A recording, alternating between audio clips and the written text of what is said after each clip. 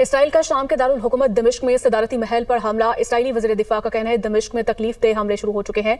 दमिश्क सिक्योरिटी एहलकारों की हलाकत और जख्मी होने की इत्तलात हैं। शामी सिक्योरिटी के मुताबिक इसराइली फौज का दमिश्क में शामी फौज के हेडक्वार्टर्स पर हमला किया गया है। हम दमिश्क में कई रोज की जंग की तैयारी कर रहे हैं। इसराइली वज़ारत दिफा की जानिब से ये बयान सामने आया है। इसराइल अब तुर्की के साथ भी जंग करना चाहता है। शाम जो है वो सल्तनत उस्मानिया का सदियों तक उसका एक सूबा रहा है। बशर अल असद ने हमेशा तुर्की के ऊपर इल्जाम लगाया था कि तुर्क जो है वो ऑटोमन सल्तनत उस्मानिया के ख्वाब देखना जो है वो बंद कर दें। इसराइल किसी भी मुल्क में, वो इराक हो, वो शाम हो, वो जॉर्डन हो, वो लेबनान हो, उसके अंदर इसराइली एयरफोर्स दाखिल होती है, जो करना चाहती है वो करती है। इसराइली लगता है जंग को एंजॉय करते हैं।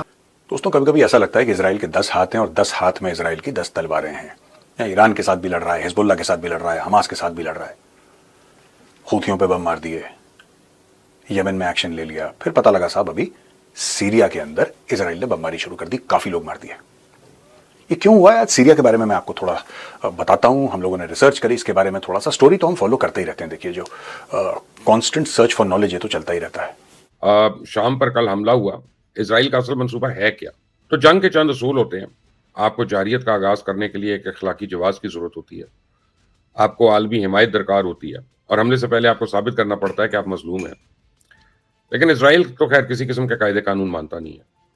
इसराइल ने गाजा को भी खंडर बना दिया है, लेबनान पे बमबारी कर रहा है, ईरान में हर शय को तहस नहस कर दिया और अब इसराइल की फौज शाम पर हमला आवर है। इस हमले का कोई जवाब, इस जुल्म की कोई वजह, इस ज्यादती का कोई सबब दुनिया के सामने कुछ भी तो वाज़ेह नहीं है। यह भी कहा जाता है कि इसराइल जो है ना वो मुसलमानों का दुश्मन है। कहा जाता है कि मुसलमानों को मारता है, मुस्लिम कंट्रीज में बमबारी करता है। एक नजरिया दूसरा भी है। इस बार जो सीरिया पे हमला करा है वो एक मुस्लिम सेक्ट को बचाने के लिए करा है। इंपॉर्टेंट चीज ये है कि इजराइल का ये जो अटैक है कि इजराइल का जब दिल करता है जिस मर्जी मुल्क के ऊपर हमला कर देता है। ना इंटरनेशनल लॉ रोक सकता है, ना कोई मुल्क रोक सकता है, ना कोई ग्रुप रोक सकता है, ना कोई ऑर्गेनाइजेशन पूछ सकती है। ये जो इम्प्यूनिटी है, ये जो फ्रीडम है, ये जो मैं समझूंगा कि एक इंटरनेशनली मेरा नहीं ख्याल कि इवन अमेरिका भी ऐसे कर सकता है कि उठ के जाकर सीरिया पे हमला करे। मैं तो इस चीज़ से बहुत ज़्यादा मुतासर हूँ कि ना दुनिया रोक सकती है, ना दुनिया की जुर्रत है। देखें, जुर्रत नहीं है किसी की कि वो ये कहे कि हाँ हम सीरिया हम रोक सकते हैं। जय दोस्तों, जय श्री राम। भाई, जब ये खबर पाकिस्तान मीडिया को पता लगी तो भाई माथा पकड़कर रोने लग गए कि इजराइल खुला सांड हो चुका है, उसको आज कोई रोकने वाला नहीं है, उसके लिए कोई रूल रेगुलेशन नहीं है। देखिए क्या हुआ, सीरिया की राजधानी पर सीधा अटैक उन्होंने किया है।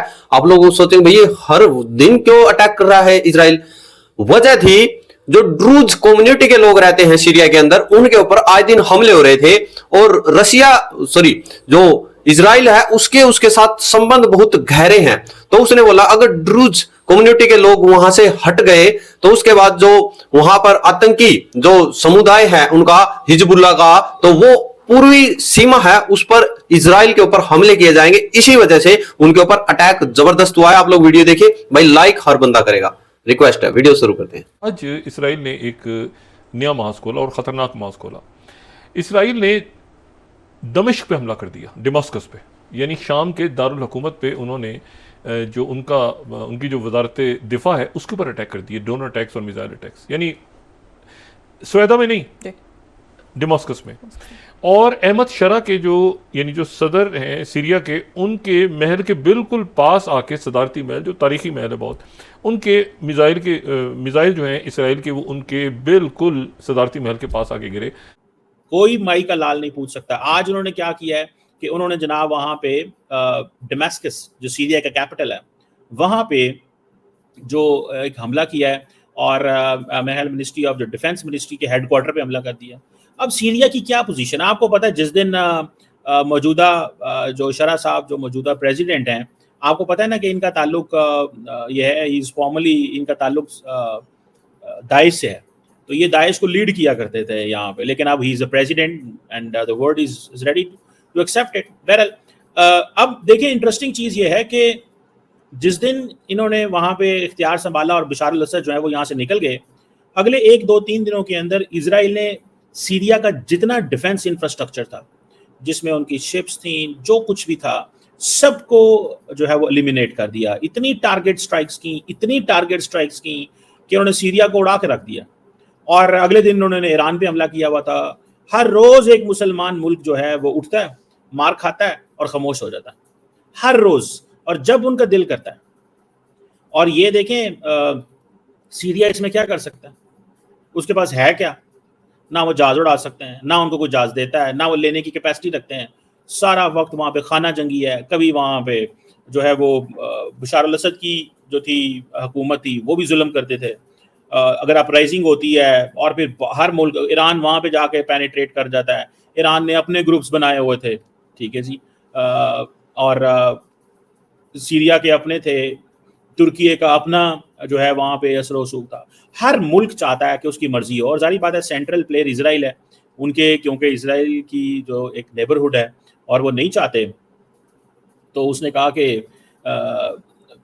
ये this is not what we are, हमें कोई परवाह प्रभु नहीं है, ठीक है। अभी अमेरिकी सदर वो वाइस सेक्रेटरी ऑफ स्टेट कह रहे थे कि भाई हम बड़े कंसर्न है वहाँ पे क्या हो रहा है और हम ध्यान देंगे।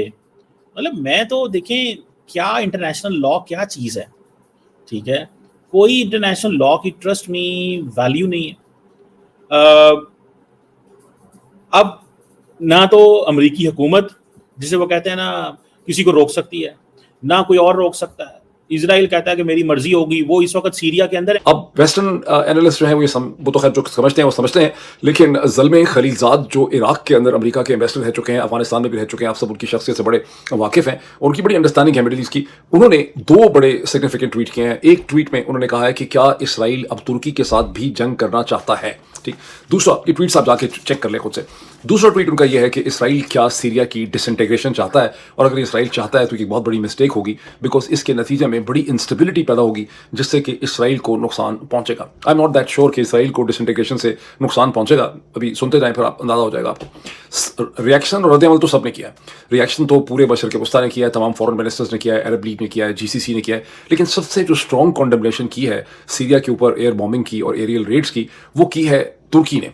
और तुर्की के फॉरेन मिनिस्टर जो है, उन्होंने कॉन्डेमनेशन तो की है, लेकिन तुर्की के फॉरेन मिनिस्टर हकान फिद्दान जो न्यूयॉर्क में थे गुज़िश्ता 24 घंटों में, वहाँ उन्होंने बहुत से हुकाम से बातचीत भी की है, उन्होंने फ़ोन पे भी वो इन टच हैं, और उन्होंने कहा है कि टर्किश मिलिट्री ने और टर्किश इंटेलिजेंस ने इसराइल को अपना पर्सपेक्टिव और मौक़िफ़ दिया है कि ये सब कुछ ना करें, क्योंकि इससे खित्ते में बहुत ज़्यादा इंस्टेबिलिटी जो है वो बढ़ जाएगी।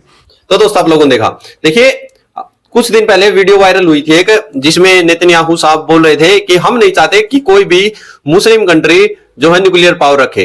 वो उन्होंने बुरा हाल किया ईरान का, आप लोगों ने देखा, और अब खतरा बढ़ गया है, सांसें फूल चुकी हैं इस्लामाबाद में। देखिए अब ईरान है और उसके जो आतंकी छोटे छोटे ग्रुप थे, हुती हो, हिजबुल्लाह हो, वो आए दिन इजराइल से जितने भी देश लगते हैं मुस्लिम, उनके अंदर अपने जो है छोटे छोटे समुदाय में गुर्गे बेचते थे और आए दिन इजराइल के ऊपर अटैक करवाते थे। और अब क्या है, अमेरिका ने देखिए जो रूस और यूक्रेन का युद्ध चला हुआ है, उसके लिए नाटो ने धमकी दी थी कि भी भारत, चीन और ब्राजील फोन करके बोले रूस को कि भाई ये युद्ध रोक दो, युद्ध रोक दो। तो भारत ने तो भाई साफ मना कर दिया, अपनी इच्छा अनुसार करेगा।